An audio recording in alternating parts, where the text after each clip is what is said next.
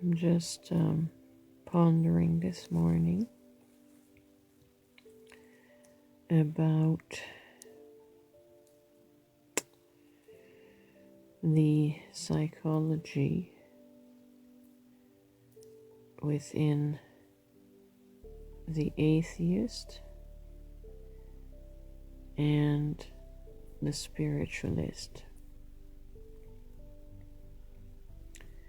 This is just a theory.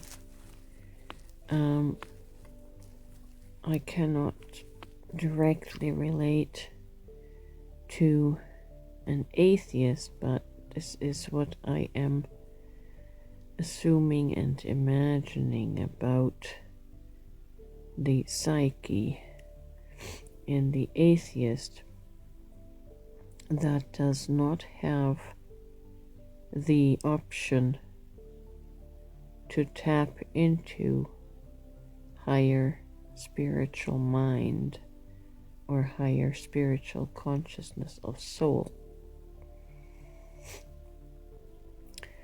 And what happens when life becomes really difficult for, let's say, the atheist, is that they don't have access to the higher soul for intuitive guidance and guidance to detachment. And so their master guide is the logical mind, the logical ego. And ego's function is to protect a person from physical and mental harm. But what happens when there is no higher intuitive guidance and the ego mind is overwhelmed by all the problems happening in the world? That potentially, in a lot of cases, is when the ego becomes overwhelmed. The next step is to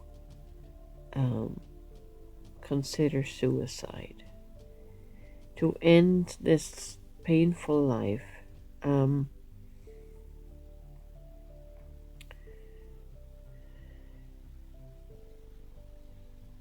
Because there is so much overwhelm that ego just cannot cope, and it's going to encourage the person to terminate.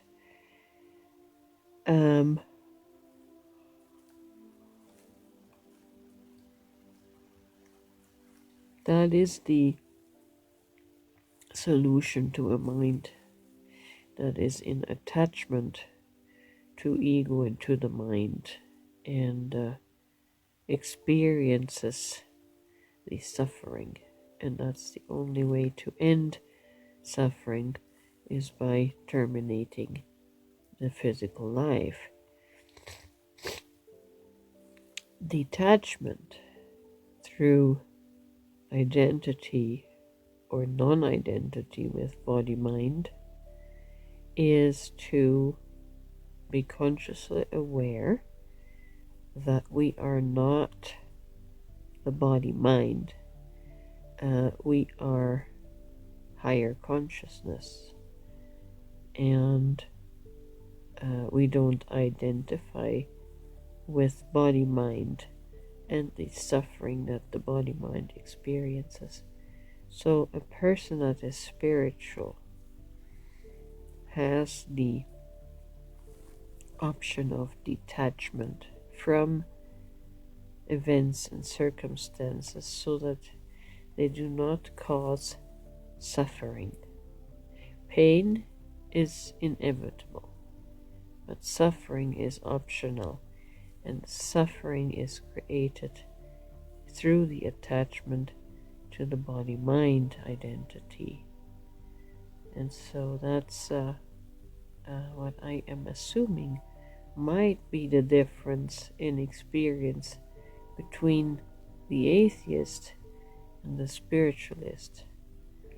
The atheist is fully consumed with ego mind and attachment to body mind, and therefore the suffering through hardship becomes very difficult to process and potentially will end in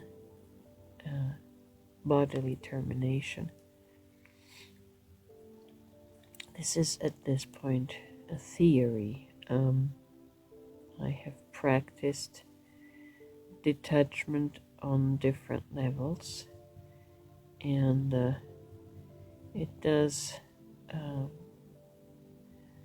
lessen the fears and the anxiety and the worries that one would experience when fully identifying with their bodily form and their mental, logical mind.